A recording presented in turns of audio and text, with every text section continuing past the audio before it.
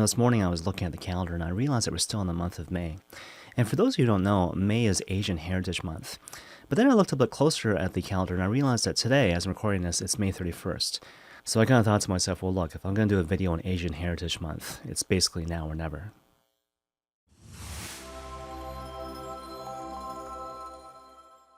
So as sort of a preliminary observation, I know it's kind of going through social media this morning that there's been a lot of stories and videos being done on the subject of racial prejudice directed towards Asian people as a result of the current pandemic, right?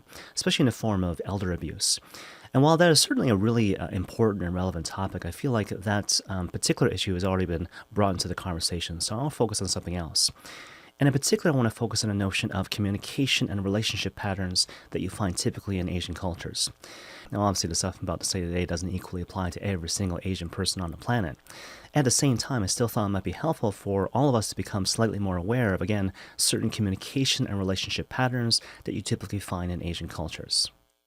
So the first thing that comes to mind, and I'm sure you're already aware of this on some level, there's a great tendency within Asian culture for the individual to sacrifice himself or herself for the greater whole, right? To sacrifice the individual for the sake of the group.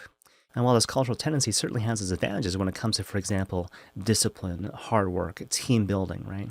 At the same time, it's really important to be aware of this dynamic when it comes to, for example, group communication. And so, for example, what you'll often find is that when people are meeting in a group and there are Asian people in the group, the Asian people will kind of wait closer to the end to say something, to make their contribution to the conversation, if they say anything at all, right? So it's just really important to be aware of that particular dynamic when you're having group conversations. In any case, the second thing that comes to mind is this great tendency amongst Asian people to defer to people in positions of authority, especially if those people happen to be older, right?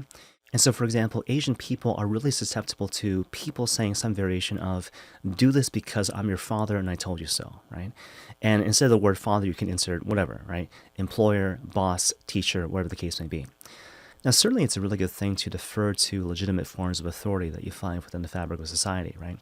At the same time, I guess the thing I want to bring to your attention is that if you're in a position of authority and you have Asian people entrusted to your care, or Asian people with regards to whom you have legitimate authority, if you want to make sure you don't kind of miss anything because of certain blind spots, make sure you don't defer to this idea of do this because I'm your father and I told you so, right?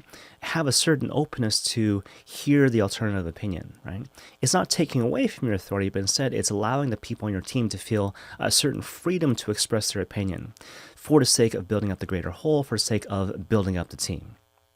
Okay, but now that kind of brings us to our third and final point. And this might sound kind of strange, but basically, Asian people have a real reluctance in terms of calling people out, right?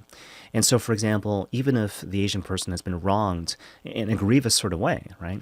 That person will be reluctant to call out the aggressor in public, to say, look, that's the person who harmed me or wronged me in an objective and again, perhaps grievous sort of way.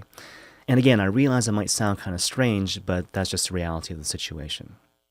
Okay, so that's kind of a lot of stuff, but what does it kind of mean, practically speaking? Well, perhaps my suggestion means a couple things.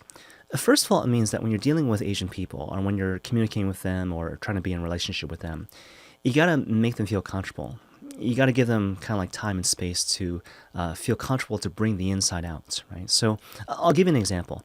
When I was on internship, like still being a seminarian, but, studying for the priesthood, so I was placed in a parish community and whatnot. I remember my internship pastor saying to me a couple things, right? Shortly after I arrived, he told me, Eric, when I first met you, I realized that I could have given you a whole bunch of things to do, like right away, right? Do these things, do them well, do them quickly. And you would have hit all those different targets, right? You would have been super productive, all those things. But I realized, kind of observing you and kind of praying into it, that what you needed was time and space. You didn't need pressure. You didn't need a high-pressure situation where you were called to simply be productive. You needed time and space to simply be. But the second thing was this. He said to me, Eric, I got to remember that whenever I'm talking to you, for every one thing that you say, there's like 8 or 9 or 10 things that you're not saying, right? And I remember him saying that to me and thinking to myself, like, that's totally true, right? Now, the reason why I love this particular example is because it really draws our attention to the fact that when I learn to be aware of cultural sensitivities when it comes to, again, communication and relationship, it's not simply me being nice. It's me kind of allowing my heart and my life to become more open to other people, right? And that's ultimately what we're getting at here. So today we're talking about cultural sensitivities when it comes to Asian people, but hopefully you realize that the stuff we've been talking about today touches on a much more deep issue, a much more rich issue. It's about being attentive to the mystery of the human person, right?